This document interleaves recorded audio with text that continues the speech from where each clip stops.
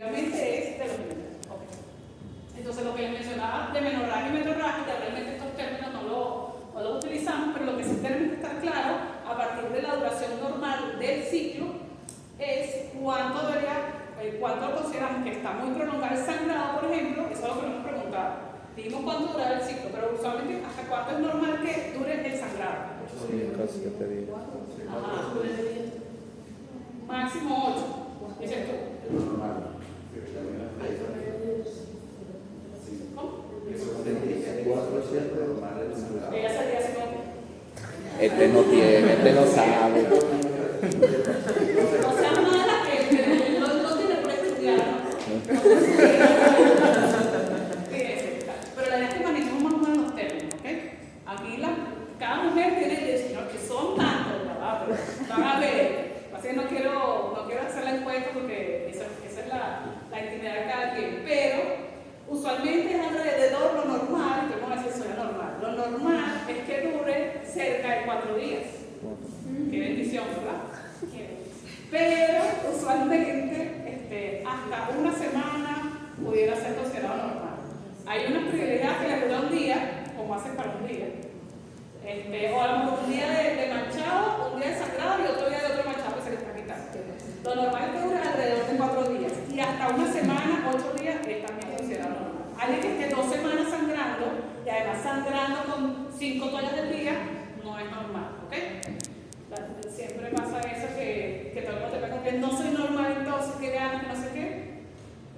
Eso es todo un tema. Vamos a tratar mucho al respecto. Con lo de la copa se ha documentado un poquito mejor el volumen que realmente perdemos, porque uno siente que está sangrando 1 litro al día y no, mira, son 60. ¿Cómo es posible? Y lo otro que pasa, que es una limitación real, es que la mayoría de los estudios los han hecho hombres. Ustedes saben, con todo lo que se implica, ¿no? Que no tienen ni idea, que no creen, que imagínense ustedes, no, es que es una cosa tan loca, que las pruebas que han hecho para todas las sanitarias las hacen con agua. ¿Ustedes creen que se comporta igual el agua? Que la sangre. Entonces, ya entiendo todo, ¿sabes? Claro, o sea, sobre los varones, así como que esta que está hablando, pero bueno, las niñas sí me entienden. Entonces, hay mucha información que no tenemos, y eso pasa en muchas cosas. Hay mucha información que asumen que se comporta así porque yo lo investigué y es así, ya va, pero quiero preguntarte a las mujeres que son las que realmente tienen, ¿sabes? Entonces, bueno, eso está cambiando porque ya hay estudios, como les digo, la copa, quien usa sabe exactamente qué volumen gasta en el tiempo pues, que la está utilizando. ¿Leyeron cuánto es el volumen habitual? Sí. 80 cc. ¿En cuánto tiempo? En el ciclo completo. 80, ¿están de acuerdo con 80? Sí. 80. ¿Verdad? ¿Ah? 30 mililitros. El ciclo completo. ¿Verdad? Es que tú dices 30. O sea, 30 es una inyectadora y media. Yo sufro más, ¿verdad? O sea, bueno, yo creo que eso va a estar andando. Como se está usando bastante la copa, seguramente los datos van a ser más confiables y si nos van a convencer de que realmente son menos de 100 cc en ese ciclo completo. Obviamente no es lo mismo la paciente que sangra 4 días a una paciente que está 8 días sangrando, ¿ok? Si han tenido oportunidad de interrogar a los pacientes que vienen por neumatosis uterina, son pacientes que incluso tienen anemia. Entonces, 80 cc no te lo creo. ¿Sí? Porque nadie que gaste 80 cc en el ciclo completo va a tener 7 hemoglobina. Es como llegan solamente los pacientes. ¿Sí, ¿Las pacientes con endometriosis pueden sangrar más de 8 días? En la endometriosis el tema es el dolor. No necesariamente sangrar. Y ahorita vamos a hablar un poquito más de eso. ¿Saben qué es endometriosis?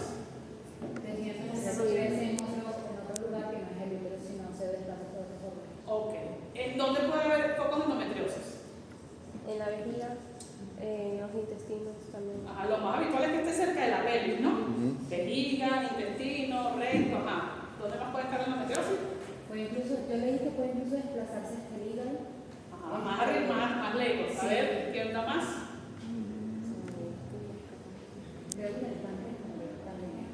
Más todavía. A cerebro y a cavidad pleural, sí. Es una, o sea, realmente la fisiopatología de la endometriosis no está muy clara porque cómo cardizo llegaron esas células hasta el cerebro. Pero bueno, de alguna manera esa barrera se rompe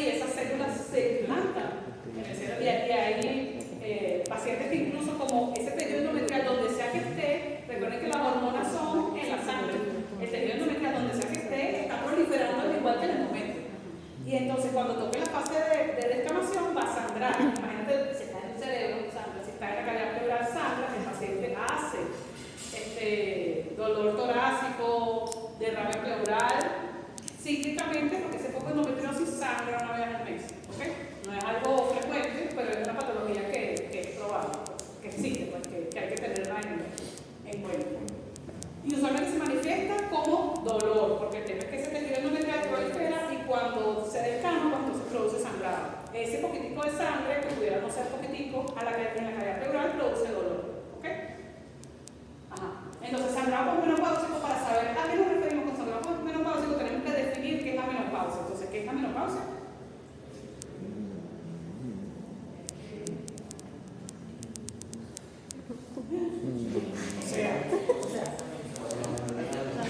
Muy bien, Salvador, muy bien. Estamos bien, pero hay que definir con más precisión. La mujer dejó de menstruar, ¿qué otra cosa necesitamos? Por un tiempo determinado. Por más, exacto, el tiempo, que sea por más de un año. Okay. Esa es la definición, digamos que operativa. Tendríamos que combinarla entonces con los valores hormonales que confirman que efectivamente estamos ante la menopausia. ¿Okay? Pero como uno le pregunta al paciente, es que esa ausencia de sangrado menstrual cesó hace un año. ¿Ok? Ajá, entonces esa paciente que ya tiene un año sin ver reglas, que es la que vamos a llamar menopausia. Si la paciente estuvo ya un año sin ver regla, 2 años sin ver regla y comienza a sangrar, entonces eso es un sangrado con menopausia. ¿Ok? Porque ya cesó la menstruación y volvió a aparecer. Eso no es normal. ¿Ok? Igual, pacientes de 60 años que siguen viendo regla tampoco es normal. ¿Sí? ¿No es que mi mamá también? No. ¿A qué edad?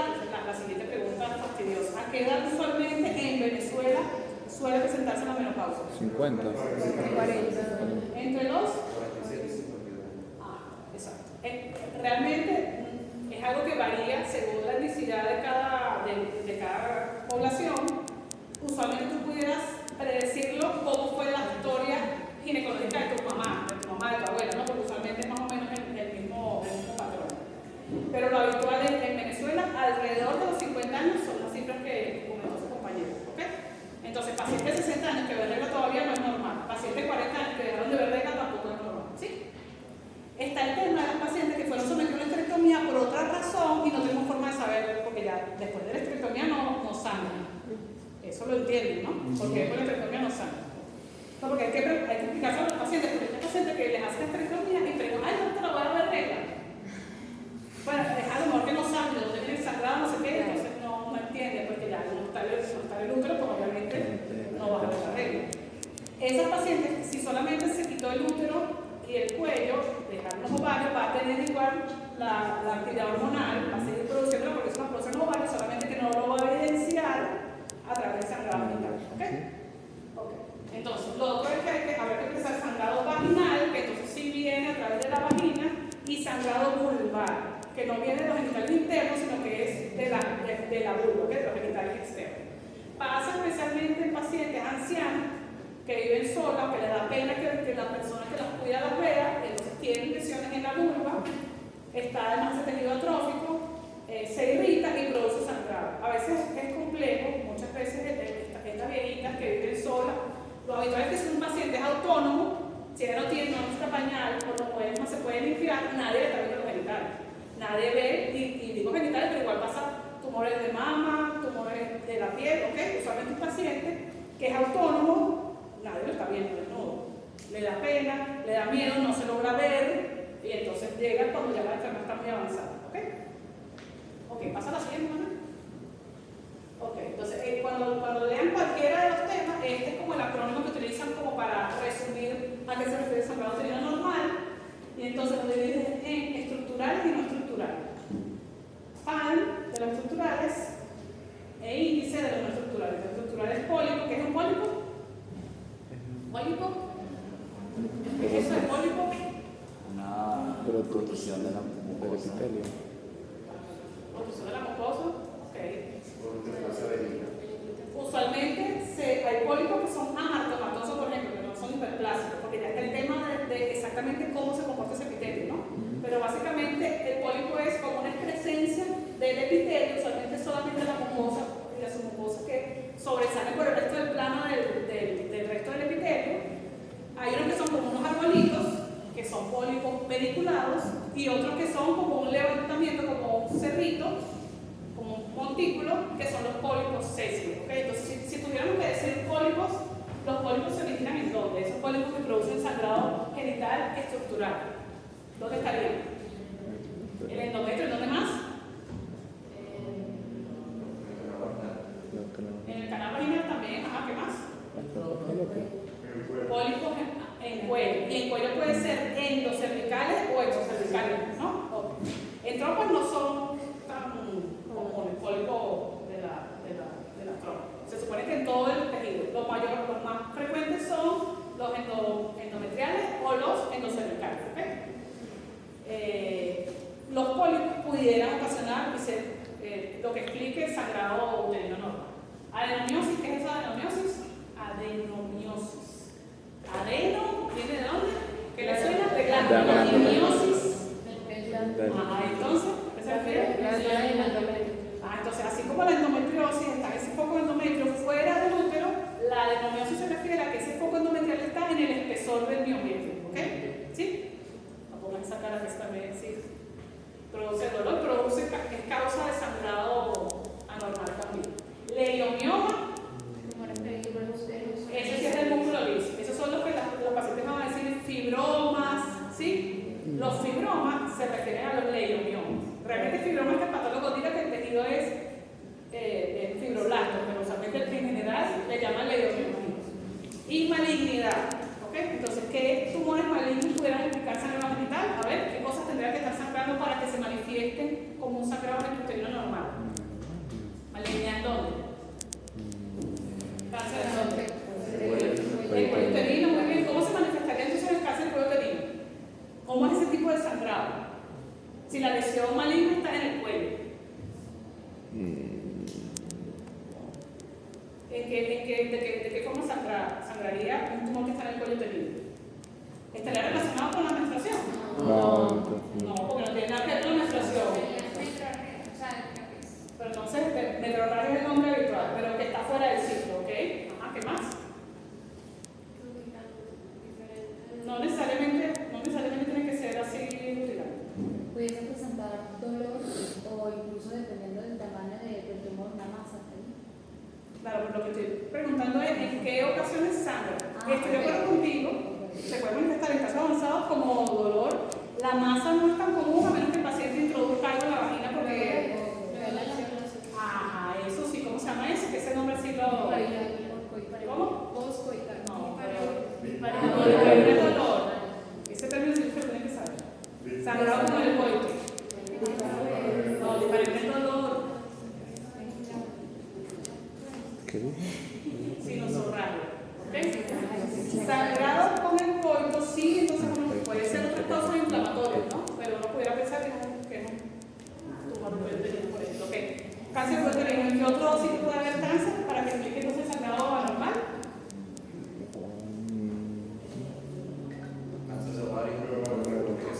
Exacto. El ovario también está escrito, si se acuerdan, pasa así, a veces está la anatomía. Se supone que los ovarios están en íntimo contacto con la trompa. Si es un tumor de ovario y está sangrando y la parte que está sangrando está en contacto con la trompa, pues esa sangre pudiera viajar a través de la trompa. Pero no es habitual. ¿Okay? No es habitual. ¿Cómo? ¿Vas a mantener? ¿Cómo? Que el ovario se agregaría realmente a la cavidad. Por eso fue que Salvador dijo, puede ser cáncer de ovario, aunque no es común que sangre a través de los genitales. ¿Qué más? Realmente no se manifiesta como sangrado ni siquiera a través de la cavidad. Usualmente el paciente con cáncer de ovario suele ser silente, que se manifiesta más bien cuando está avanzado, como ascitis, aumento del perímetro abdominal, cambio del labio intestinal, dolor pélvico. Puede ser por una adenocarcinoma en el endometrio. Esa malignidad que se origine en el endometrio, ¿okay? Eso sí es una causa frecuente y la mayoría de las veces se manifiesta como sangrado con menopausia. Es esa paciente que ya se le fue la regla y después viene, no, pero estoy manchando otra vez, no, me vino la regla otra vez, estaba muy nerviosa, pero vino la regla otra vez, eso no pasa, señor. ¿Sí? ¿Y un embarazo ectópico, por ejemplo? El embarazo ectópico, el tema es que si es un embarazo ectópico, como tú le haces la beta-HCG, estaría excluido en el ¿sabes? Okay. Ya es un embarazo ectópico. Claro. El embarazo ectópico, usualmente, dependiendo, ectópico se refiere a qué, ¿dónde usualmente se implanta el embarazo? útero. Ajá, en el útero, ¿no? ¿Sabes? ¿Recuerdas dónde ocurre la fecundación? En las tropas de valor. Entonces, de alguna manera, se juntan en un sitio y después viajan hacia el sitio donde se tienen que implantar. Cuando la fecundación ocurre, pero esa migración no es apropiada, entonces es lo que ocurre en el vaso ectópico. El vaso ectópico puede estar en la trompa y puede estar también libre en la cavidad. Entonces, si está en la trompa, va a producir sangrado genital. Si está hacia la cavidad, es como un tiro, si se rompe, ¿no? O sea, esa sangre se libera hacia la cavidad pélvica y el paciente tiene 561 litros de sangre libre en la cavidad. Recuerden que el implante del vaso ectópico puede ser en el hígado, en la cavidad pélvica o incluso en cualquier parte del abdomen, ¿okay? Solamente que esta paciente está en edad fértil y debe tener una prueba de embarazo positiva, ¿sí? Okay. Ajá, ¿qué más? Estamos hablando de malignidad. Por ahora han dicho cuello uterino, ovario y endometrio. Pero no vamos a detenernos más, vamos a buscar exactamente qué otras cosas implican entonces como malignidad que provocan sangrado genital. No estructurales entonces inespecíficas, disovulación, iatrogénica. ¿Saben qué es iatrogénica? Sí. Iatrogénica. Ajá, entonces ¿en qué ocasiones el médico pudiera generar que el paciente tenga sangrado menstrual? El sangrado uterino normal. Bueno, si es por traumatismo, ajá, ¿qué más? Es, en principio, sí, o sea, si es por el examen físico, Está como difícil. claro, pero usualmente es algo Si hace una temporal. biopsia, Ah, si por ejemplo va a hacer una biopsia, si hizo una biopsia, que puede ser, ajá, ¿qué más? Algún medicamento, por ejemplo, ¿no? Si utilizó algún medicamento, la dosis inapropiada, qué sé yo, que todo eso entraría dentro del iatrogénico. Recuerden que, en principio, ese nombre es feísimo, iatrogénico, pero se supone que nada de eso fue intencional. Y hay algunos que se pueden considerar que es como un efecto adverso del tratamiento, no necesariamente que es un error médico, ¿sí? Coagulopatía, lo que mencionaba su compañera de lo de dengue, entraría dentro de coagulopatía. El paciente que tiene trombocitopenia va a sangrar por todos lados y también genital, ¿ok? Y endometrial propiamente dicho. Vamos a pasar a la siguiente. Entonces, Profe, vamos. el implante de cobre va a ser también. Iatrogénico, sí. Fíjate, lo habitual es que el paciente se molesta. ¿Saben lo que es un nate de cobre, no? sí. Es uno de los tipos de dispositivos intrauterinos. Dependiendo si la paciente tuvo parto o no, el orificio cervical es más o menos franqueable. A veces hay que dilatar, a veces se lastima mucho durante esa introducción y es habitual que los días posteriores a ese procedimiento el paciente sangre un poquito. La otra cosa que caracteriza a los pacientes que usan DIU, que usan dispositivo intrauterino, es que el sangrado es muy abundante en cantidad. No sería diatrogénico, sino por efecto adverso del dispositivo intrauterino. No todos los pacientes reaccionan igual. Diferente es si durante la colocación del DIU hubo perforación del útero y hay sangrado, eso sí es iatrogénico. ¿Sí? Sí. Y puede haber cualquier complicación que se traslocó, que se bajó, que a veces a veces perfora el útero y cae en la cavidad. Otras veces queda en el espesor del neometrio. ¿Sí? Entonces, aquí simplemente para hablar un poquito de cada uno de los posibles diagnósticos, esta lámina, la idea es que recordemos cómo es la anatomía, que llamamos con genitales externos y genitales internos, y dónde está cada sitio, ¿no? Labios mayores, labios menores, el capuchón del clítoris, la uretra, después viene el introito vaginal, y si la paciente es núbil, después viene, ¿cómo se llama esto? ¿Cómo? ¿Qué? Perine, ok, y después viene entonces, la vez que lo hice tan rápido que no entendía lo que era. Entonces, sangrado ovárico, ya lo que ya mencionó Salvador, pudiera manifestarse como sangrado genital, pero no es lo más común. Sangrado tubárico, sangrado uterino, la menstruación propiamente dicha, miren, que cuando llegué a ver cuando vieron los diagnósticos diferenciales de apendicitis aguda, ¿saben qué es eso? ¿No?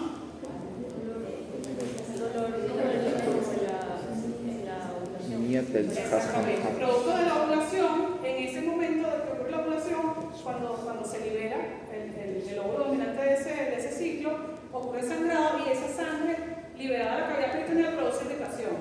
Si es del lado derecho, puede simular una apendicitis aguda, solamente que el dolor no comenzó en el epigastrio que se ubicó solamente en la fosita acá derecha. ¿Sí? Digamos, es uno de los diagnósticos diferenciales. Tú entonces ahí, cuando sacas la cuenta en qué día del ciclo está y lo consideras a ver si realmente tu paciente estaría dentro de ese diagnóstico diferencial o no. Embarazo ectópico, y ya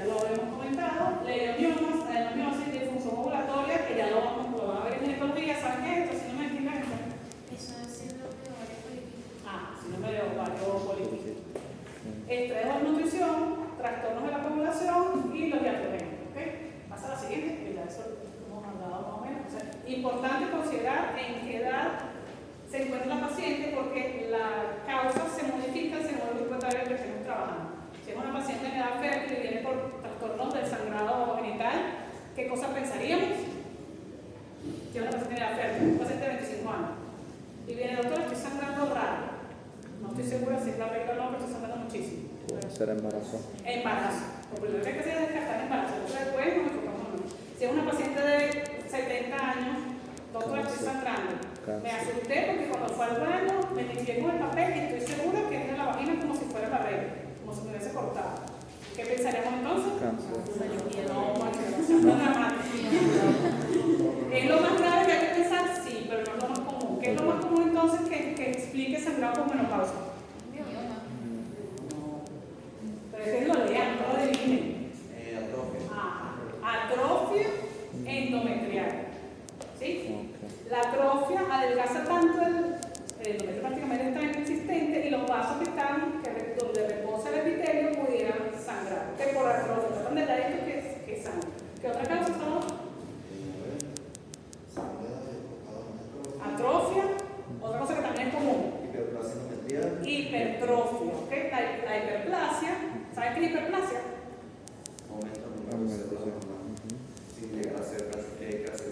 No, pero las células son normales.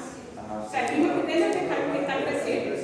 O sea, la hiperplasia puede ser con atipias y simplio completo. Eso ya es más avanzado, pero el tema es que, así como la atrofia endometrial puede presentar sangrado, la paciente con hipertrofia, hiperplasia endometrio también puede producir sangrado. Y son las causas más frecuentes en estos pacientes con menopausia.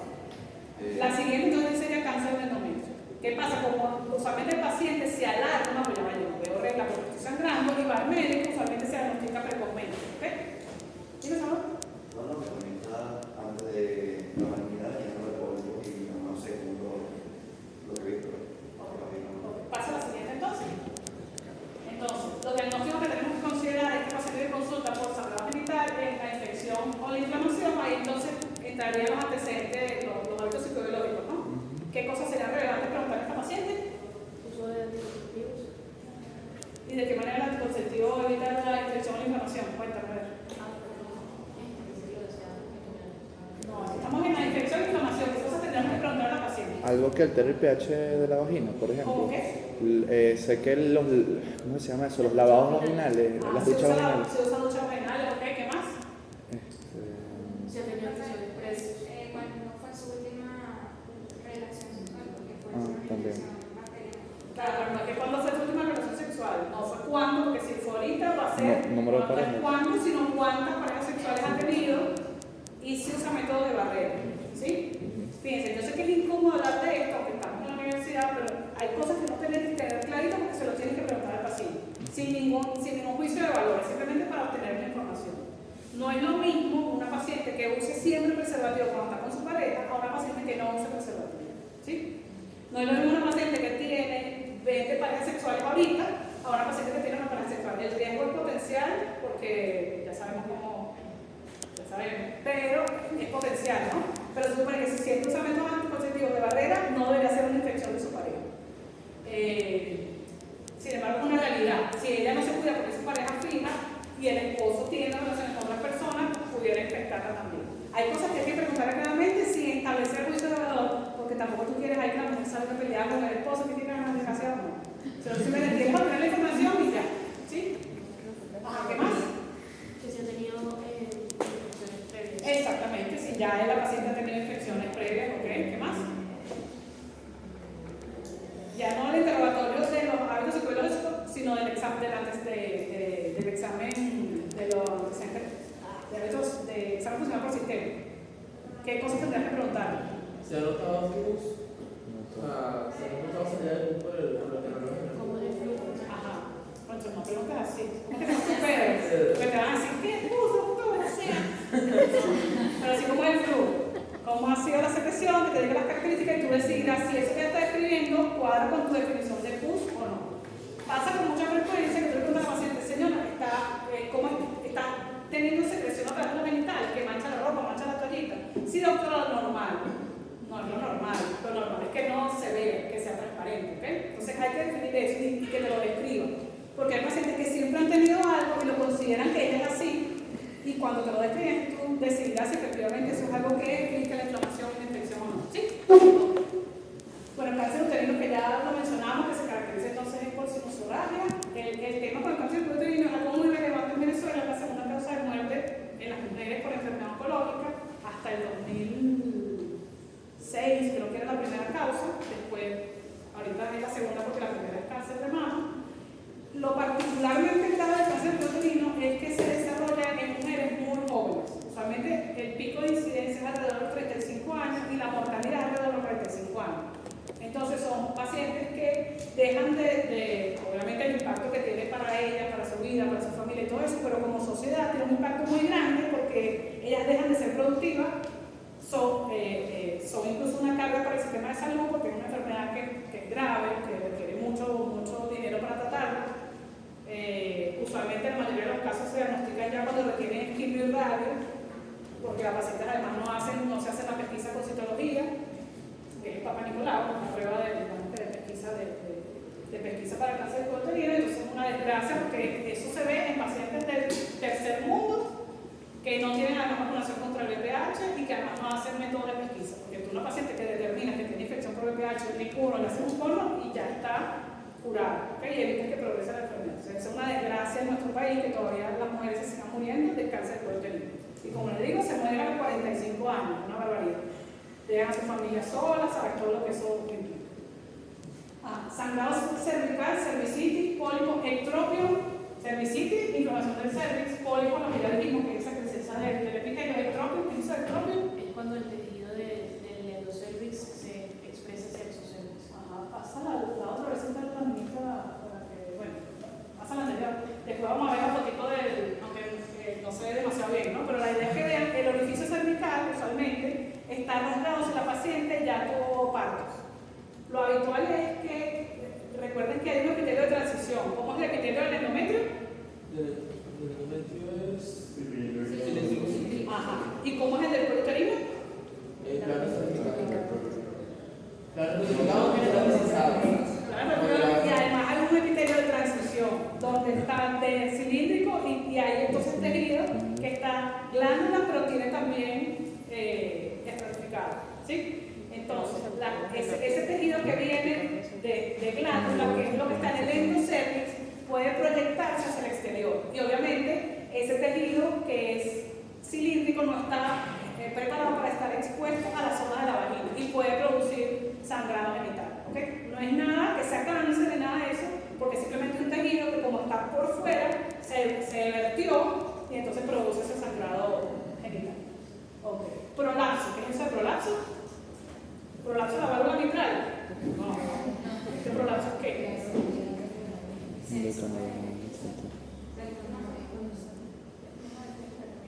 Fíjense, no tiene por qué saberlo porque no es algo sale, ¿no? Prolapso. Prolapsado significa que está como saliendo de su sitio. Usualmente lo que sale, lo que llamamos prolapso genital, en la minoría de los casos lo que sale es el útero. La mayoría de las veces es la debilidad de la pared de la vagina anterior, lo que desciende en la vagina, posterior, lo que desciende en el recto. ¿Okay? Es simplemente el piso pélvico está formado por tejido muscular que la paciente con múltiples partos, el parto genera un trauma y una elongación particular en el piso pélvico, pacientes obesas que están empujando, condiciones particulares de las pacientes, hace que ese piso pélvico se ponga más débil y entonces pudiera descender, ¿ok? Por eso mandan ejercicios de qué. Exactamente. Ajá. Entonces lo que sale no es el útero, aunque hay casos que sí, está tan elongado todo que sale el útero. La mayoría de las veces el prolapso es la pared de la vagina anterior o posterior y obviamente la vagina tampoco está hecha para estar expuesta al exterior, entonces eso también irrita y puede producir sangrado. Okay. Cáncer cervical, cáncer cervical, cáncer uterino se refiere más bien, eso es lo que solamente me dieron endometrio, habría que hablar también del canal cervical, ¿sí? Menos frecuentes, sarcomas uterinos, tumores que se originan en el endometrio, que sean malignos, pero también existe. Sangrado con menopausia, que es lo que ya mencionamos, definir claramente que es menopausia. Sangrado vaginal, entonces por atrofia, vaginitis, cáncer vaginal, traumatismo y radiación. Lo del trauma es todo un tema, hay que descartar si no fue por abuso o fue por a lo mejor utilizar otro objeto o algo así. Y la radiación, ¿qué paciente recibiría radiación entonces? ¿Quién vendría por radiación? ¿Un accidente? ¿Chernobyl? ¿Pero qué tipo? Cáncer de cuello uterino. Paciente que por su enfermedad oncológica que sea cercana o cáncer uterino o cáncer de recto bajo o cáncer de conducto anal, por ejemplo, que requiere radiación en esa zona. Eso como efecto adverso pudiera ocasionar irritación y sangrado. ¿Okay?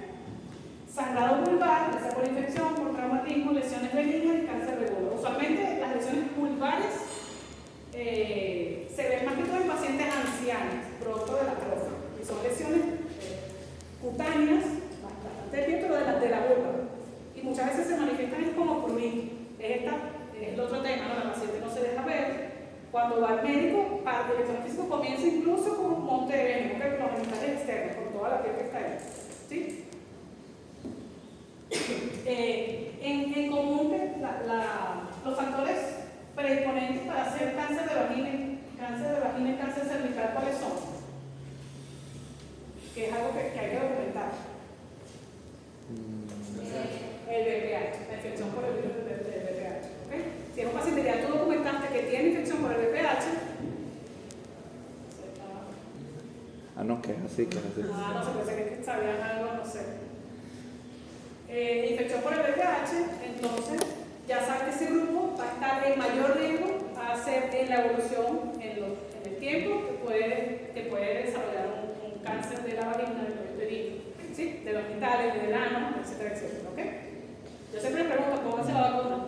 Ya creo que a partir de este año se supone que los estudios que son países del cuarto mundo, aunque sea una vacuna, una sola dosis, protege hasta el 80%. ¿Sí? Yo sé que lo ideal sería que se fueran las 3 dosis, pero por lo menos pónganse una. ¿Cierto? No solamente por la parte sexual, sino que uno está expuesto a muchas cosas. Si después te toca hacer fibroscopia y el paciente tiene VPH de la orofaringe, si después vas a hacer procedimientos y entonces está rectocoagulado VPH y todo eso lo vas a aspirar tú, ¿sí? O sea, uno está expuesto al virus del papiloma humano, además del tema sexual, ¿sí? Ok, pasa a la siguiente entonces. Entonces, de la historia clínica, lo relevante, antecedentes personales y familiares, ahí nos interesa edad de la menarca, cómo son los ciclos, si usa anticonceptivos orales, ahí sí es relevante el uso de anticonceptivos orales. Recuerden que el efecto de los anticonceptivos orales es que engañan al eje. Porque como siempre mantiene la concentración igual, no recibe el estímulo y no ocurre la ovulación. ¿Sí? ¿Sí? Eso, el anticonceptivo lo que hace es que engaña el eje hipotálamo hipófisis ovario. Sí. Antecedentes familiares, obviamente el paciente que tiene familiares con cáncer de mama, cáncer de ovario, es algo relevante. El cáncer de cuello uterino no es algo que se transmita genéticamente porque el factor de riesgo más importante es el VPH. Cáncer de endometrio sí. ¿Okay? Es relevante que preguntemos. Siempre a mi grupo siempre se lo he dicho, usualmente los antecedentes familiares tú haces un mini árbol genealógico. Siempre preguntas mamá, papá, hermanos e hijos. Y después preguntas a algunos oncológicos. Entonces ahí sí refieres exactamente cuál es el órgano que estaba afectado y qué tipo de patología fue. Igual en los antecedentes familiares, que a veces no siempre lo preguntan, no es un paciente que tuvo cáncer de colon a los 80 años o un paciente de 30 años que tuvo cáncer de colon. Es más probable que tenga algún factor de riesgo genético si tu familiar tuvo 25 años cuando lo diagnosticaron, así ya era un viejito. ¿Sí? Okay. Examen funcional ginecológico, hay una nomenclatura particular para hacerlo de la paridad. Los números, usualmente el número romano y después esta, porque a veces que está embarazada, el número de parto, el número de aborto, ¿sí? Si fue por cesárea, todo eso es como la nomenclatura habitual.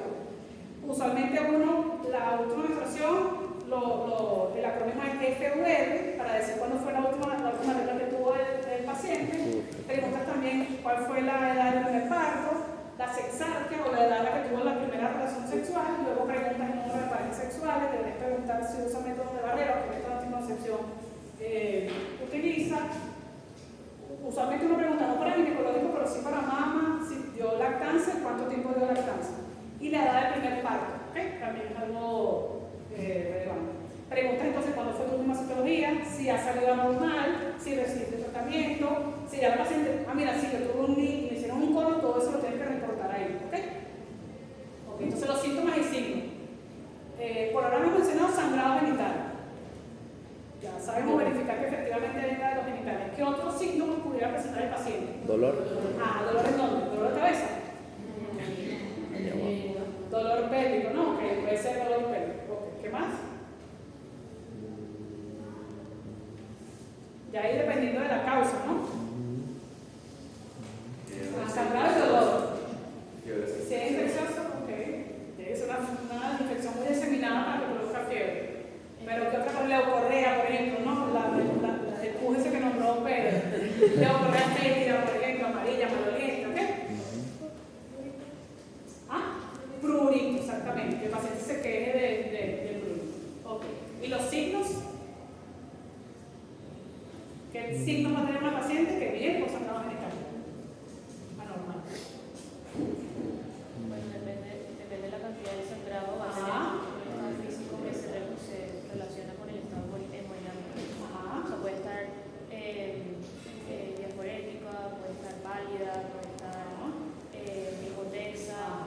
si realmente ha cerrado tanto que tiene anemia por todo lo que está mencionando Andrea. ¿Ok? ¿Qué más? ¿Oh? El tema de infección, dices tú, que tenga algo, bueno, que se vea que está edematoso el cuello uterino o algo así, ¿no? Bueno, no sé si a eso te referías, ¿no? O bueno, lesiones a nivel de piel puede también.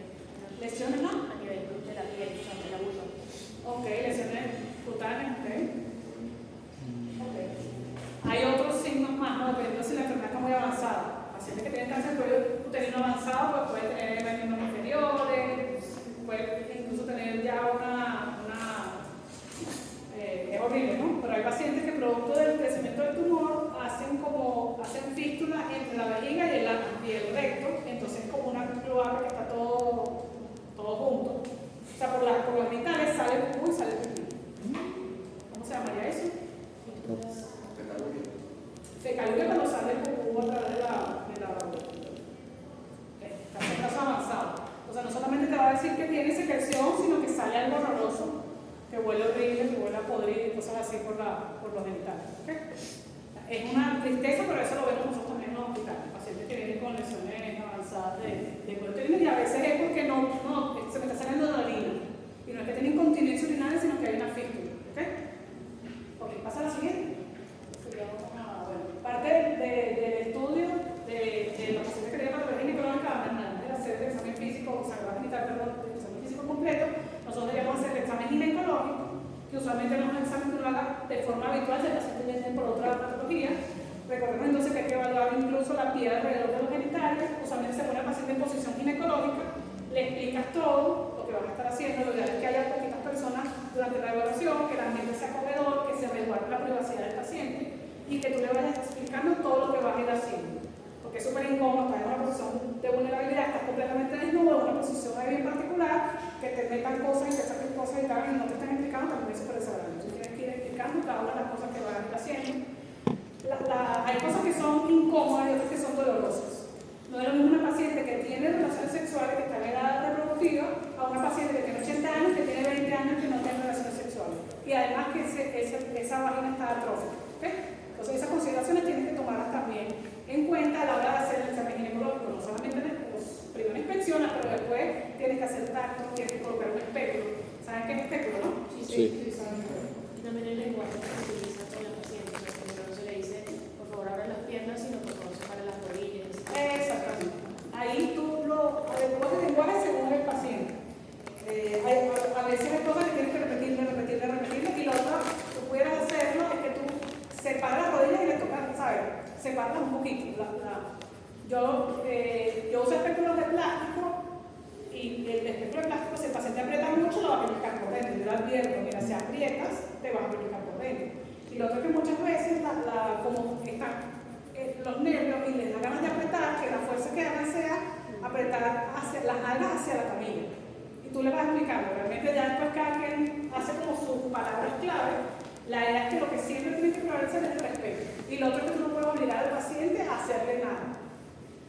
Está el tema que a veces uno asume que si viene al ginecólogo o a una consulta ginecológica ya la paciente tiene relaciones sexuales. Pregunten. Obviamente cuando vas a examinar ya tú le preguntaste a la paciente los antecedentes. Pero pregunten. No vayan a poner espéculos en pacientes que no hayan tenido relaciones sexuales. ¿Okay? Hay casos excepcionales donde, bueno, hay que hacerlo, pero usualmente el paciente tiene que autorizarlo. O sea, si una niñita por lo menos menos de 17 años que no tiene primeras relaciones sexuales, ¿qué colocan? ¿Un eco? Una niñita, tú no le vas a introducir nada. Por eso, ¿qué haría? ¿Un eco? No, pero el Es que estaría el tema, ¿por qué viene una niña de 7 años a la consulta? Probablemente es porque debe tener algún trastorno, que le dicen ahora, ¿cómo se dice? Estado intersexual, una cosa así. O sea, que esté sospechando algo más bien embriológico, ¿sí? Que la paciente a lo mejor, bueno, tiene, no sé, hipertrofia del clítoris, o el INE está perforado, algo así que el pediatra le parece que lo delita, ¿sí? El tema con una niña de esa edad que mandan con salud genital, la primera alarma es que haya abuso sexual. Es probablemente, bueno, porque va a sangrar una niñita. Entonces, probablemente se te la mandan es para que verifiques que el INE no está perforado y entonces descartes las otras cosas embriológicas que tenga algo así. A una paciente pediátrica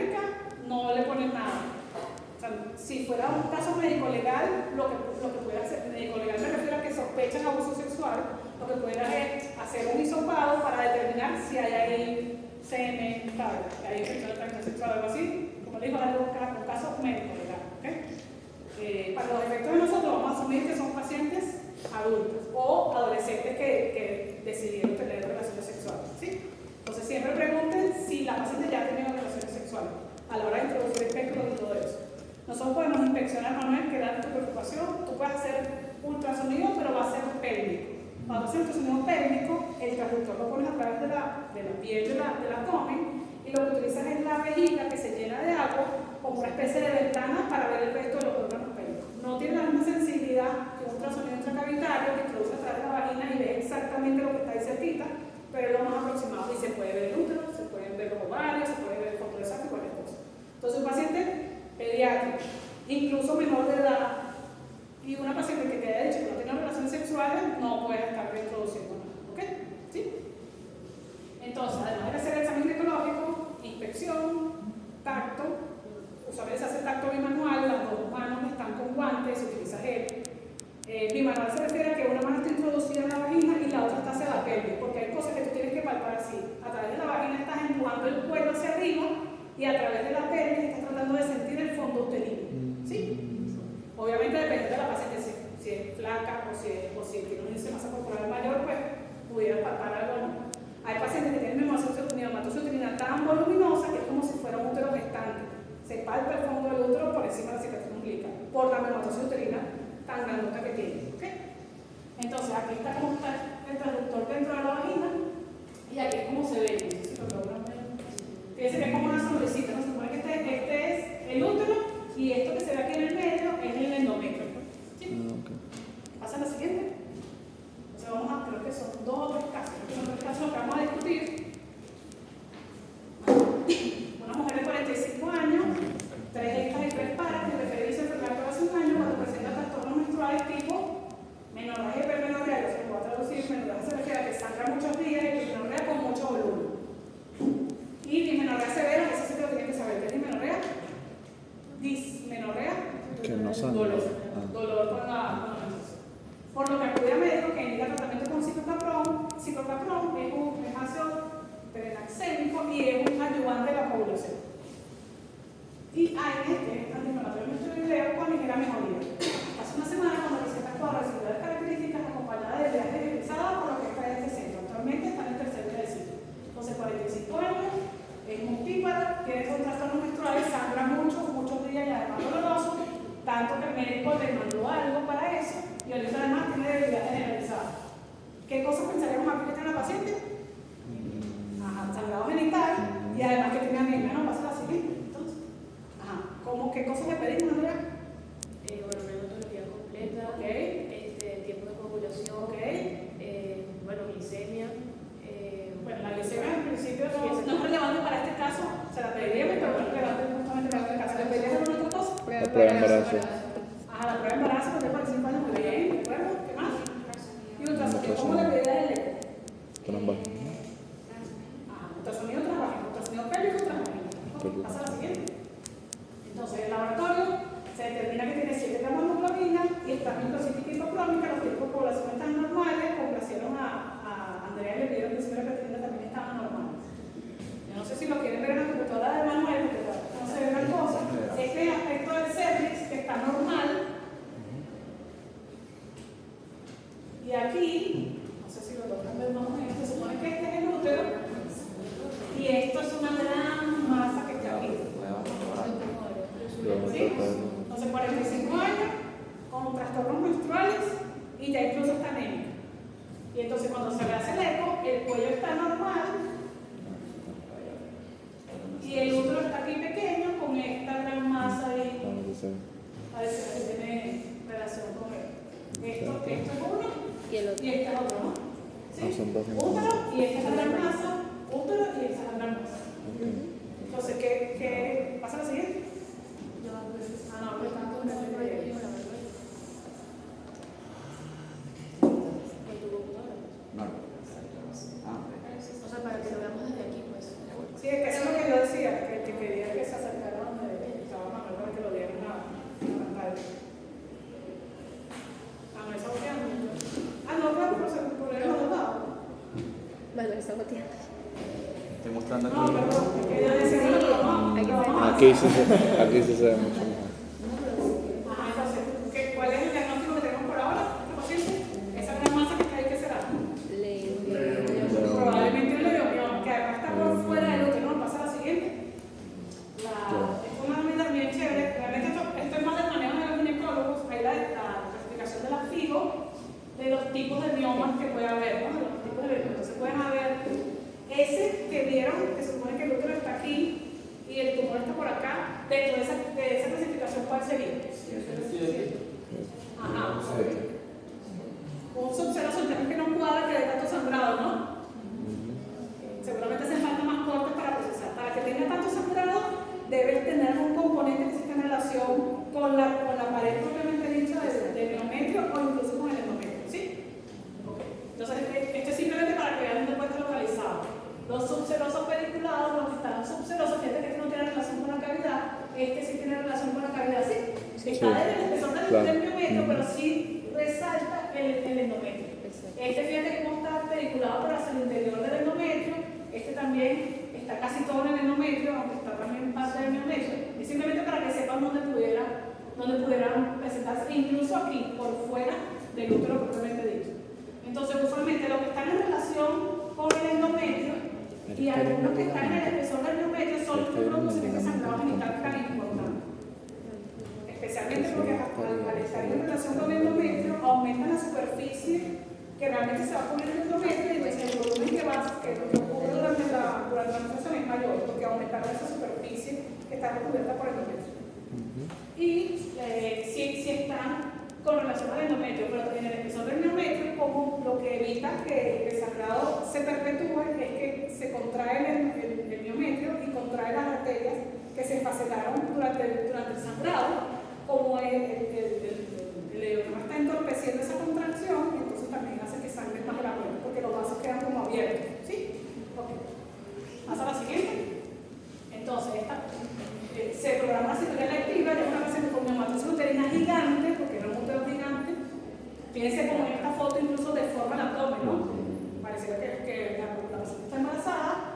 Y bueno, este es el útero con este cacho aquí, que es el leiomioma. ¿Sí?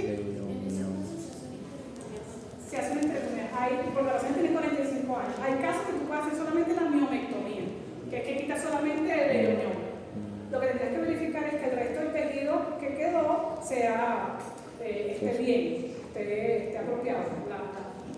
Ahí, dependiendo, muchas veces no es un solo mioma, sino que todo el útero está ocupado por múltiples miomas. Y lo otro es que si ya esta paciente tiene ya 3 hijos, seguramente a los 45 no va a tener más hijos, entonces tú ahí decides, bueno, no va a tener más hijos, le dejan los ovarios, sí, pero le quitas todo el útero. Era para preguntar, eso se le diría antes al paciente, porque supongo que eso es algo que tú decías en el momento que No, usualmente esta paciente ya, con eso ya tú puedes decirle que va a una histerectomía. Porque fíjate, es una paciente que ya tiene la paridad completa. Paridad completa se refiere a que ya completó los hijos que ya quería tener. Tiene 45 años, nadie le recomienda un embarazo a los 45 años. Claro. Y lo otro es que el útero está enfermo. Es una paciente que si tiene ya 1 o 2 años enferma, tiene 7 gramos de hemoglobina y la causa es el útero. Entonces, sí, y realmente es una cirugía de un riesgo bastante bajo, pues su calidad de vida va a ser buena. ¿Okay? Se supone que la histerectomía no debería tener complicaciones a nivel de la esfera sexual y nada de eso, se supone. Si la cirugía fue correctamente realizada, no tendría por qué, físicamente hablando, psicológica sí tiene un impacto. ¿Ok? ¿Sí? Mi mamá tuvo una operación uterina, pero increíble. Y lo que le decía el ginecólogo era que había que esperar a que pasara la menopausia para que se redujera. Sabía que me iba a decir eso. Sí, bueno. Pero eso es verdad. Ese es un tema, porque se supone que los miomas proliferan por las hormonas, por el estrógeno. Por el estrógeno y la progesterona. No tiene sentido si una paciente tiene 7 gramos de hemoglobina y dolor, que esté sometida al sufrimiento, ¿sabes? O sea, y hay más opciones, pudieras no operar, pudieras hacer embolización, o sea, pudieras tener otras cosas. Así que normalmente en los criterios de ginecólogo no se justifica eso. Vamos a esperar, ¿sabes? Esperar y yo sufriendo todos los meses, dejo de ir al trabajo porque estoy sangrando, me duele, no sé qué, ¿sabes? ¿Ah?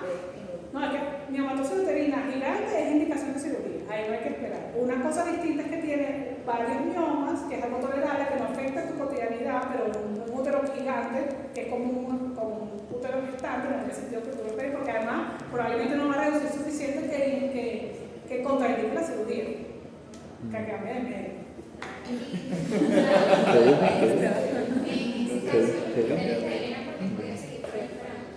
No, lo que él decía, lo que él decía es que como cuando comienza la menopausa va a reducir naturalmente si evita la cirugía. Pero o sea, si es gigante, no. Yo tampoco entendí porque si se le sale directamente también proliferes. No, claro, es que lo que él decía era para evitar la cirugía. No. Menos mal que preguntaste, porque ya subí que ya había entendido, pero no. Si entendieron, ¿verdad? Lo que le sugirió a la mamá de Naruca, el ginecólogo, es que esperaran que la evolución natural de las hormonas descendiera tanto que ya ese mioma dejara de crecer y más bien comenzara a evolucionar. ¿Sí? Esa fue la justificación de la sugerencia que le hicieron a la mamá de Naruca. ¿Sí? Yo tengo una pregunta porque está diciendo que puede tener como efectos psicológicos, pero es por el hecho de la histerectomía como tal o de estar sometido a una cirugía. No, eso es algo muy personal. Y de hecho no solamente... Hay otra vez que dice. Que le pedí permiso a mi mamá a ver si la puede mostrar y se ve eso. ¿Ves que se ve comer algo? Sí, para que se vea. O sea, esto no, lo psicológico que les digo es porque en el imaginario, tanto de la mujer como de la pareja, o sea, tu mamá y su esposo, tienen una idea que la sexualidad está relacionada con el órgano propiamente dicho, con el útero. Si ya tú no tienes el útero, está la posibilidad que en el imaginario, como le digo, no es algo que, bueno, ya no sirvo para nada, estoy vacía, no sé qué, y van a ver órganos familiares, pero sí pacientes, donde los esposos la dejan, porque incluso yo he tenido pacientes que no, doctora, yo le dije a mi esposo que se buscara otra porque yo no sirvo para nada. No, así como ya no tengo útero, ¿sabes? Bueno, pues es un tema en nuestros países, hay mucho, ¿sabes? Machismo, no sé qué, es un imaginario, como les digo, un tema. Se supone que en la histerectomía normalita tú no te metes con nada que debería tener impacto negativo con respecto a la sexualidad, ¿no? Hay cosas que sí, digamos, hay que usar otras cosas, porque ya no va a estar el cuello, ¿sabes? Tienes una cirugía, depende de la decisión que hicieron, otras cosas. Pero es más psicológico, me refiero a eso, a que tú, bueno, ¿sabes? Es algo muy personal, pero esa posibilidad existe, claro. Que la paciente entonces se sienta que está vacía, que no sé qué, que los hombres la expresan y cosas así por el imaginario de la Ok, pasa a la siguiente. El siguiente caso, una mujer de 32 años, 4 tetas. ¿Vieron la foto de la mamá? Sí. No, pásasela para No, es que así es lo que nosotros siempre vimos. ¿Qué sentido tiene un útero que realmente es un problema? ¿Sabes? Eso es un problema. Entonces, es una mujer de 32 años, 4 tetas y 4 paras, quien referencia enfermedad de su mano cuando presenta sinusofagia y pareja, esos términos sí deberían saberlo, dolor y sangrado repertorio, frecuente sin acudir al médico hasta hace una semana cuando nota la borrea fétida y abundante por los cartílagos. La otra psicología fue hace 4 años satisfactoria y este es el acrónimo de lesión intermitelial de bajo brazo. Lesión intermitelial de bajo, si quieres búsquelo para que lo leas.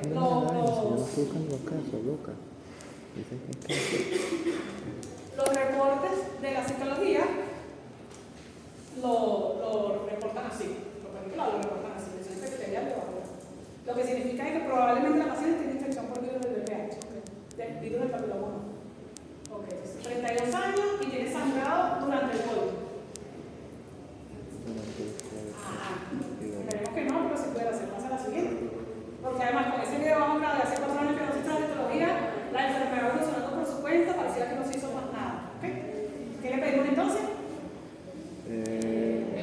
Hematología, prueba. Uno siempre comienza con hematología y nos queda mal. Hematología completa. ¿Qué más? Está sangrando, tiempo, población que nos interesa descartar. ¿Qué más? Una prueba. Examen ginecológico, ¿no? Me iba a decir la papinocalao. La citología. Yo le quería comentar que estoy tratando de recordar porque lo dijo una doctora en realidad en su red social, que hay un método nuevo que se llama psicología líquida. O sea, que es hacer la misma psicología líquida. Nuevo. Bueno,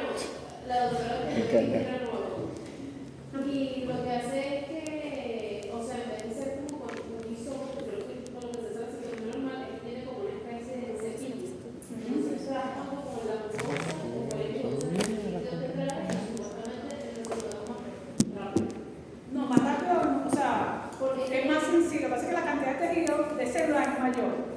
Sí, pero ella también dijo que entonces esa citología líquida que supuestamente lo viene a decir magnificar porque el tejido que uno puede dar es mayor, no suplanta la citología normal para descargar, por ejemplo, yo voy a decir un tema, pero entonces... No, fíjate, el tema es que tú cuando haces la citología, no sé si no puedo conseguir un videito para que vean cómo se hace la citología. Solamente tú introduces el espéculo, ves el cuello uterino completamente y entonces tomas con una paleta, tú tomas el exocervix, le das una vuelta de 360 grados a todo el exocervix y eso lo extiendes en una lámina y después introduces en el orificio cervical un hisopo y le das también vuelta. Entonces tienes todas las células que estaban en el exterior del cuello uterino y al principio del endocervix, ¿no? Pero es realmente cuello, esa puntita solamente.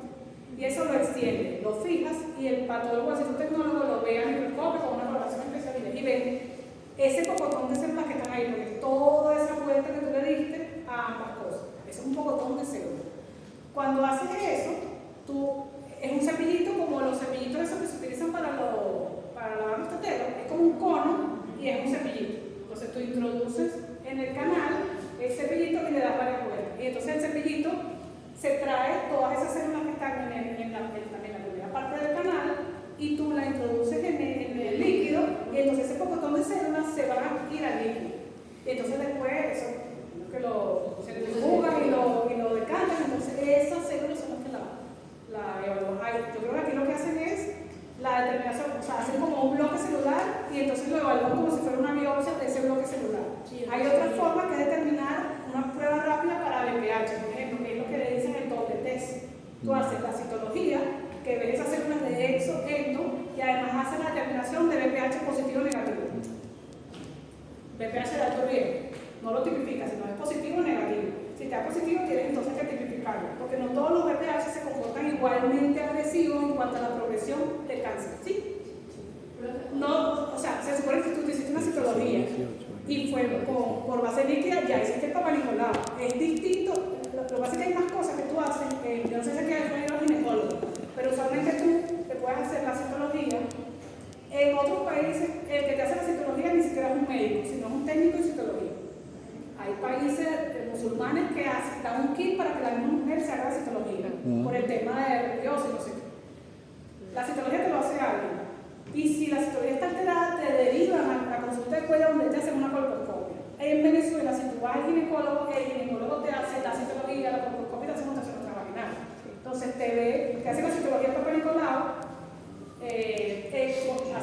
eso lo va a ver en ginecología, pero bueno, quiero preguntar, vamos a ver si aquí hay texto, tú colocas ácido acético porque resalta el tejido que está aumentado producto de los cambios por el pH, se pone más grueso y entonces ese tejido más grueso capta más ávidamente el ácido acético y se queda blanco.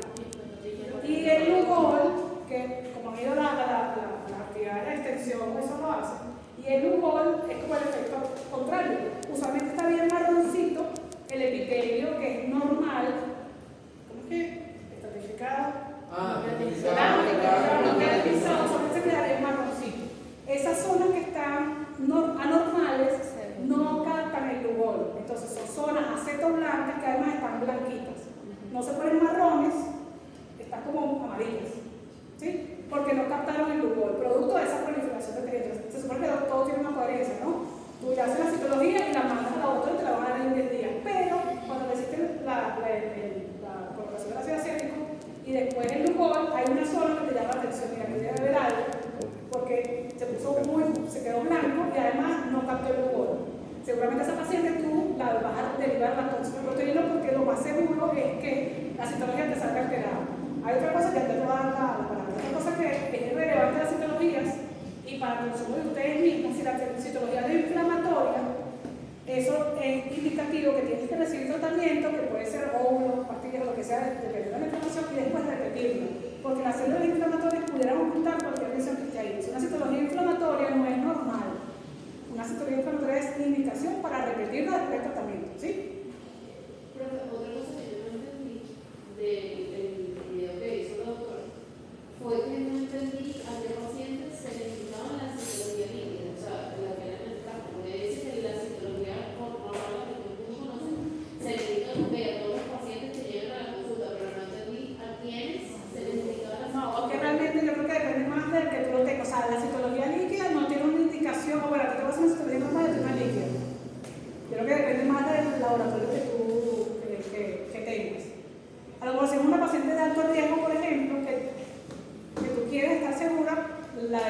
le hace la citología líquida, por ejemplo. El tema es que nuestra realidad es que las pacientes que se hacen una citología son las mismas. O sea, las que son juiciosas, disciplinadas, que se hacen su citología una vez al año. El tema son todas las otras demás, que más nunca se hicieron ninguna prueba, esas son las que quisiéramos captar para evitar para que pase. Ese es el tema. Bueno, o sea, a veces pasa, es lo que pasa cuando tú transmites la información, que a veces tú lo estás diciendo con una intención y el público lo entiende de otra manera. Entonces, ¿sabes? Habrá que ver exactamente por qué, como les dije, en la consulta habitual, uno que paga la consulta, $120 para que te evalúe el ginecólogo, te hace la citología, te hace el test del UOL, te hace el ácido acético, te hace la colposcopia, que es que le ponen ácido acético y con una luz especial, con una especie de lupa que se llama colposcopio, evalúan el cuello uterino e incluso el canal. Y tiene unas características en la imagen que nos permiten predecir bastante bien si hay una zona que tengan cambios, incluso dirigir la biopsia. Esta zona que está seco blanca, que no capta el UOL, y yo la estoy viendo que tiene una vascularización rara, un mosaico, se dice que está como resaltado, unas características anormales, ahí yo le voy a tomar una biopsia. Completamente distinto la biopsia que tiene tejido a ese poquitico de células, que son bastante también, pero son solamente células desfaceladas que yo tomé con la citología. ¿Sí? La biopsia es mucho más sensible y específica que la citología para detectar cualquier anormalidad. Usualmente yo hago una biopsia a un paciente que yo sospecho que tiene algo, puede ser un líder un líder de bajo grado incluso, yo puedo hacer una biopsia dirigida para estar segura que es solamente un líder de bajo grado, ninguno, que no es nada más. Esto es más de ginecología que de cirugía, porque realmente... Si se hace una biopsia, evidentemente va a sangrar. Y en tal caso, si la paciente tiene una lesión, no puede haber una proliferación de esa lesión por el sangrado. No. Lo que dice es lógico, pero el cáncer no se transmite así. Te imaginas que sea el sangrado y entonces las células cancerígenas van viajando así, no se siembran así desde afuera hacia adentro. Usualmente esa migración requiere un proceso un poquito más complejo. ¿Te imaginas si pasara eso? Escupes con, no sé, un cáncer de nariz y no se encienden las Porque que nosotros tenemos capas en el resto del tejido para evitar que... Sí, no. O sea, no es algo infeccioso. El cáncer no es algo infeccioso, ¿sabes? No, bueno, pero por ejemplo con una lesión por el pecho. Que sangre lo va a examinar. Ese sangrado que es producto de la biopsia usualmente es autolimitado. O sea, la cantidad de población se activa, se hace el coágulo, migra. Entonces esta señora, 32 años, y ya estamos sospechando algo malo y por eso nos quedamos en el cuello uterino porque lo que tiene es sangrado durante el coito y dolor. Entonces ya le pedimos laboratorio, examen ginecológico, citología y ultrasonido. No pasa la siguiente cosa. El laboratorio tiene 12 hemoglobina en los tiempos normales, la química también está normal. Aquí simplemente le están haciendo una colposcopia, si quiere, no se ve, tienes que sacarlo, no sé qué. Porque lo que quisiera es que vieran el aspecto, ese es un cuello. Ya lo vamos a poner allá. Es que van a tener que comprarse otro video. Ahí se ve. Entonces, fíjense todo esto como está blanco, ¿no? Usualmente no se ve así tan blanco, no puede estar así tan blanco. ¿Sí? Fíjense, incluso se ve como elevado, ¿verdad? Sí, ¿no? Está como elevado con respecto al resto del plano del cuello. ¿Pasa la siguiente? Ya va aquí el proceso. Sí, perdón. Pero se supone que la paciente tiene lo que vamos a ver en este lado. Se supone que así se ve un NIP3 y esto es un cáncer vacío, se ve malísimo. Yo tengo una foto de una paciente de la presentación que yo hice, lo modificamos, eso es lo que no se puede ver. Esta es una paciente que vimos en diciembre, es una señora de 45 años, que es familiar de una enfermera del hospital y viene con esa lesión con un coliflor en el cuello uterino. Y vino fue por también sinusorragia y pareo. Y de hecho ella sí sangró muchísimo. Cuando ya ella tenía el diagnóstico, yo tenía que precisar cuál era el estadio para saber si iba a cirugía o a quimio radio. Va a quimio radio, pero una lesión del cobre. Entonces, bueno, aquí es como la infografía de los signos para el cáncer de cuello uterino. Pasa a la siguiente. Aquí lo que les estaba mencionando es que la segunda causa de muerte por enfermedad oncológica en Venezuela. Paso. Sí. Ajá. ¿Tienen alguna pregunta en ese caso? En principio, diagnóstico de algo así, lo que necesita es biopsia. Y ya entonces los estudios de detección. Realmente nosotros no vemos el tema del cáncer de cuello uterino. Se escapa realmente el cuello uterino como tal de lo que ustedes tendrán que saber en pregrado, por lo menos en tercer año. La diseminación es por continuidad a los órganos que están adelante, hacia adelante la variga y hacia atrás el recto. Y a los lados está el tejido parametrial, que es donde están los vasos que nutren las arterias uterinas, que es lo que nutre el útero. Entonces se puede diseminar a ese nivel.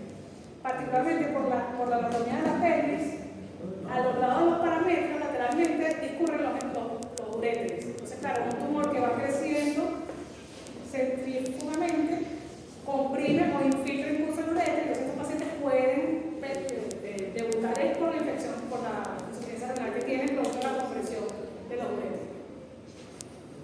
Y entonces hay que saber, le hace la biopsia, le hace los estudios de extensión, cistoscopio para ver cómo está la vejiga, rectocipodoscopio para ver si el recto está afectado y le hace una tomografía de abdomen y pelvis para documentar cómo están los riñones, el resto de la pelvis, los tráqueos y todo eso. Entonces, la tercera, el tema del cáncer uterino, el reto es que nosotros logremos reducirlo al máximo con la aplicación de la vacuna del VPH. Ojalá ustedes ya no vean cáncer uterino como puede creer. Entonces, el tercer caso clínico, este es el último que vamos a terminar, una mujer de 65 años, diabética de larga data, nuligesta, ella no tuvo hijos nunca, se tomó hace unos meses cuando comienza a presentar sangrado genital de escaso volumen por lo que acude, y tiene índice de masa corporal de 40.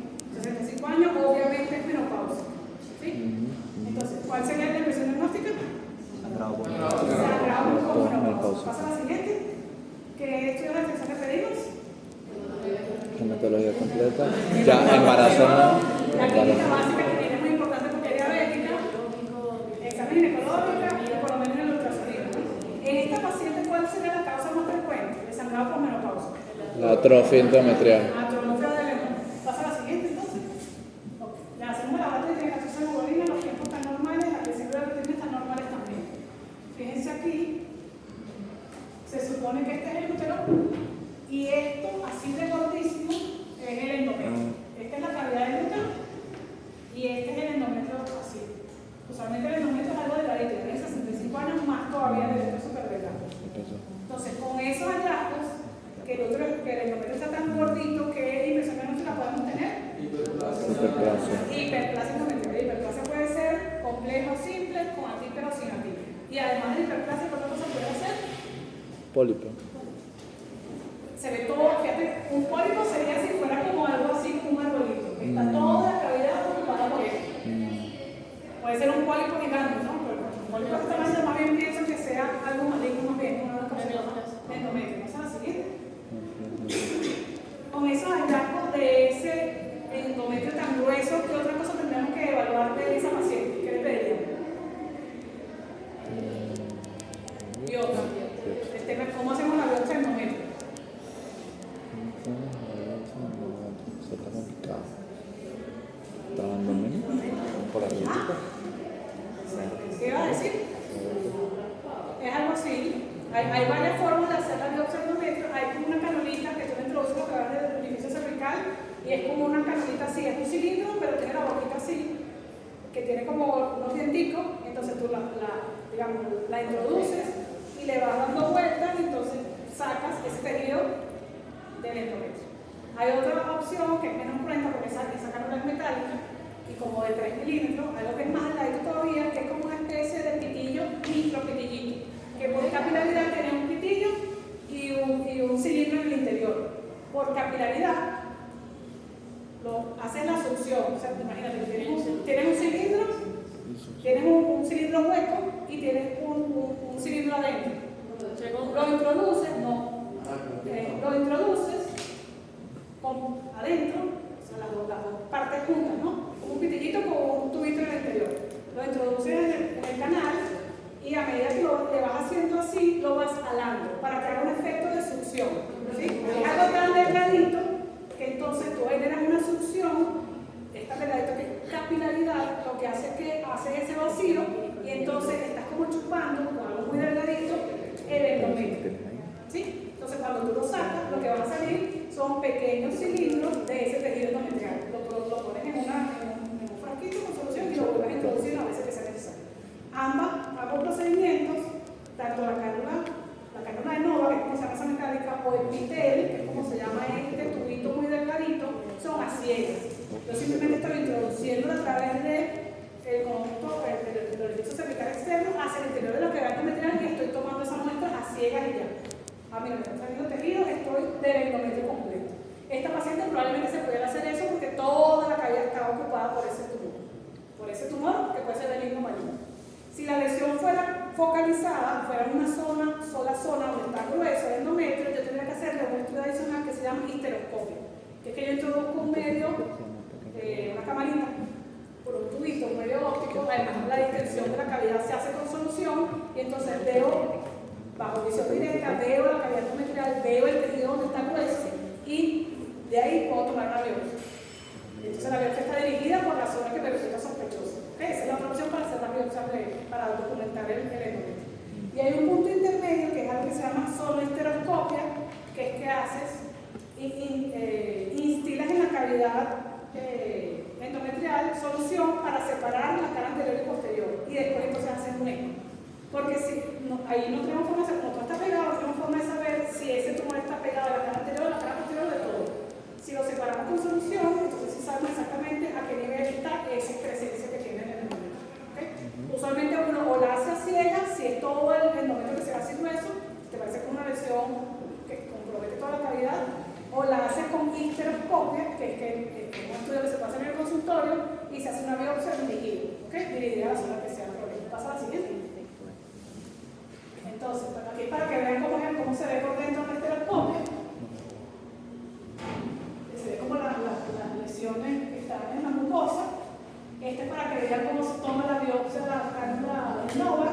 Y aquí, bueno, se supone que este es el endometrio delgado y esto es grueso. Todo esto lo saben porque está ocupado por el endometrio que está más grueso. ¿Ok? Pasa a la siguiente. Y una pregunta, eso de las telemagnesias como pólipos. O hiperplasma, ahí no está completamente distendido, simplemente para que vean cómo se visualiza directamente la cavidad endometrial. Okay. Entonces, la resultado de la biopsia fue hiperplasia endometrial con atipia, que dice que no era cáncer, ¿no? Pero ya las atipias nos indican que ese epitelio está cambiando. Entonces, esta paciente hay que hacer la histerectomía. ¿Sí? Pasa a la siguiente. Entonces, ¿cómo se evalúa el endometrio? Ultrasonido transvaginal, son salpingografía, que es lo que les estaba mencionando que como el estudio intermedio, e histeroscopia, que ya ves bajo visión directa la cavidad endometrial. Esto es lo que les mencionaba de los pólipos. Sí, aquí está una histeroscopia. Como distendieron la cavidad con solución, se separaron la hoja anterior y posterior y fíjate que esto en el eco se vería todo pegado, porque está como dos arriba y dos abajo. Dos arriba y uno abajo. Si los separo, veo que son lesiones focales. Una en la cara posterior y otra en la cara anterior. ¿Sí? Ok, pasa a la siguiente. Las causas de sangrado posmenopáusico, la más frecuente es atrofia, depende de la hiperplasia, pólipos endometriales, los miomas submucosos, aunque esto es lo que dice la técnica, realmente es poco frecuente por lo que dijimos de lo de las hormonas, ¿ok? Obviamente no es una paciente posmenopáusica de 50, posmenopáusica de 70. ¿Sí? Ok. Malignidad no es tan frecuente. Lo más frecuente es una atrofia, se supone que el endometrio está delgadito, así que nosotros pidiendo un eco podemos saber si puede ser eso o no. ¿Sí? Pasa a la siguiente. Mira, bueno, esta es la bibliografía del cáncer que no se ve de esta forma, es la bibliografía de data vieja del 2012. La nueva, creo que son como 5.000 casos diagnosticados, 4.100 diagnosticados al año y menos de 2.000 muertes al año de cáncer de cuello uterino. Y esto es para que vean como la infografía del cáncer de endometrio. Creo que ya.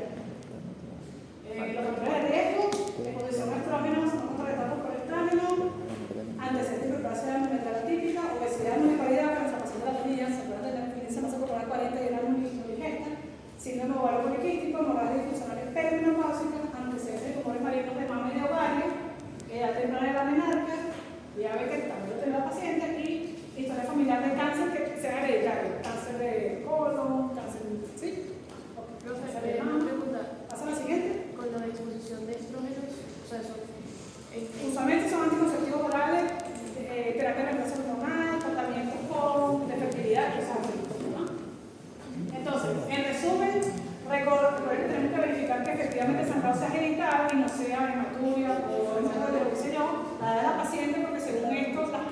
son completamente diferentes. Recuerden descartar embarazo, factores de riesgo de antecedentes personales, síntomas y signos que nos van a determinar, bueno, en qué cosas sospechamos y si es algo de mayor gravedad o menor gravedad. Hay enfermedades sistémicas que por la distancia sanguínea vamos a manifestarse como un sangramiento, pero no es que tengan nada en los genitales, ¿ok? Y bueno, los estudios de extensión según la indicación.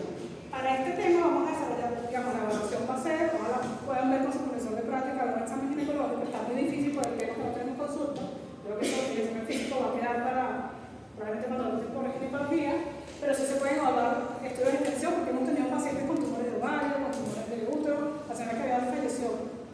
Sí, esa fue la viejita, sí, la que tenía creo que era un tumor de útero, creo que era el útero que estaba ligado. Bueno, muchachos, eso es todo. Ya, nos falta.